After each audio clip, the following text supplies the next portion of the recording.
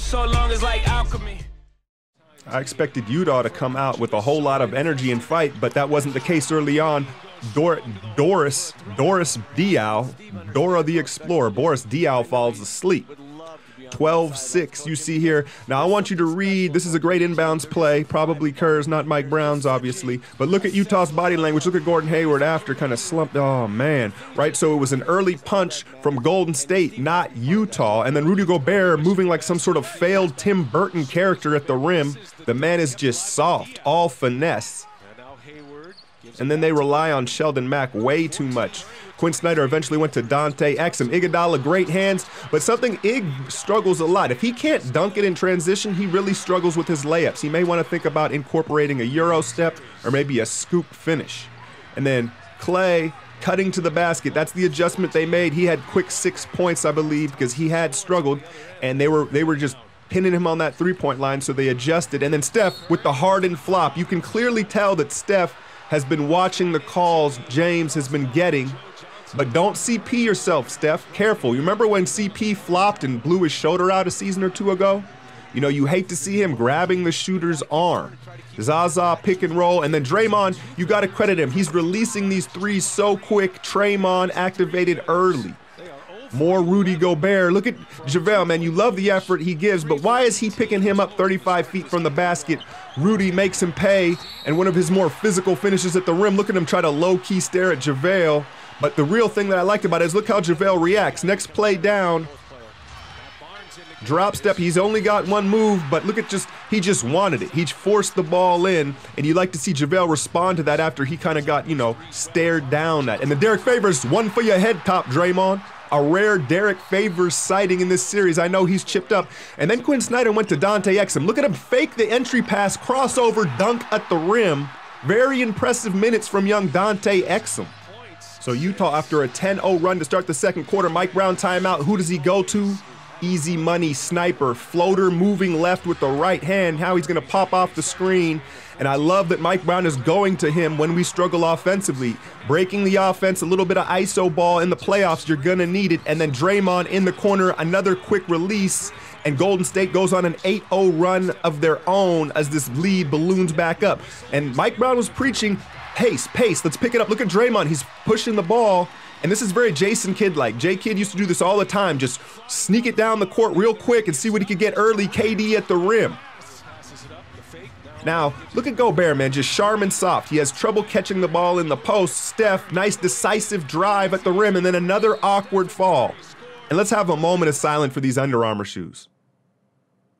Man, he's better off calling LeVar, man. Rest in peace, the Curry threes. And then KD, this lets me know he's in shape after missing all this time. Look at him go coast to coast, and then a quick second jump to finish it at the rim. Lets me know he's got his legs under him, and he's ready for the conference finals.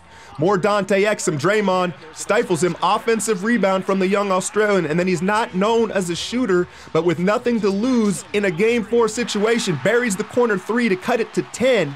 And young Dante Exum, showing some potential in a playoff game. You see M. Bison, a.k.a. Quinn Snyder, starting to believe they can cut the lead to single digits going into the half. Third quarter, Gordon Hayward clanks it. And then Rudy Gobert, I know I've been giving him a hard time, Utah fans, and clowning him. He's got skills. He's just very finessed. You'd like to see him a little more physical, particularly on the offensive end. And then Steph, another awkward fall, man. And he stayed down. Draymond Watch is going to take a quick foul. Now, I've heard a theory that Steph, to protect his ankles, decides to that's why he flails and flops so awkwardly. But is the juice worth the squeeze, as they say? Because, he's falling on his shoulders, his elbows, his hips, right? Just to hopefully not turn an ankle. So I don't know if the long-time cost of that is worth it. And then look at this. Usually he picks Clay in this situation. He goes to KD, who's the hot hand, and clearly it was the right choice. But in the past, he usually force feeds Clay in that scenario where he's got options. Draymond jumps the passing lane, and then it's the loba. KD, another easy dunk midway through the third, but you got to credit Utah, man. They kept on battling timeout from Quinn Snyder. And then this is something that teams have been scouting in the playoffs, is that quick handoff pass right back to the guard. We've turned the ball over several times with that because teams are prepared for it. They usually hand it back to Steph or Clay. And then this is the definition of clutch to me, y'all, is when your percentage goes up when it's a needed basket, a momentum swinging basket. Draymond, another three. Look at him pointing at the bench. Not to cause controversy, but he seems a lot more confident firing the three without Steve Kerr sitting over there. And then JaVale elongating over Gobert for the finish. 12 points in 11 minutes. And then Draymond dropping threes all over the place, decides to go drop a deuce as well. This is the difference, though. Look at Shelvin Mack, not even a shooter, hitting the three. Now, Toronto, much more talented team than Utah, in my opinion. But the difference is they didn't roll over. Utah, better coached and just playing with more heart, made it more of a fight for Golden State than, say, Cleveland. And then you see the refs trying to keep them close. Terrible, terrible late call on a fadeaway from Hayward, trying to keep them in this. And then Steph, another crazy finish. And then you see him scold JaVale because he's like, hey, man, let the English do the job. That was an and one. JaVale, a little quick to try to tip that in. And then Steph, remember last year in the playoffs when a big would switch on him? He couldn't even get this off. So it's great to see Steph at this point in the playoffs still cooking the bigs off the switch. And then this, to me, was really the dagger to end the third quarter. Anybody that's played ball knows when time's winding down, the clock in your head usually speeds up. You have more time than you think you do. They get it off on the buzzer to push the lead, read the body language. And I think they know they can smell the next round, and the writing is on the wall to end the third. A big dagger shot from Iguodala wide open in the corner. Fourth quarter was really garbage time. You see S. Dot here, and it was good to see Sean, Matt Barnes, and Clay stayed in there to find a little bit of the rhythm because obviously he struggled in this series. But, you know, it was the others that got a little bit of work to end this game as the lead ballooned and the sweep was complete in Utah. Shout out Quinn Snyder, one of my favorite coaches. And Utah battled. Like I had mentioned before, I felt like you look at the East, obviously watching what the Cavs are doing.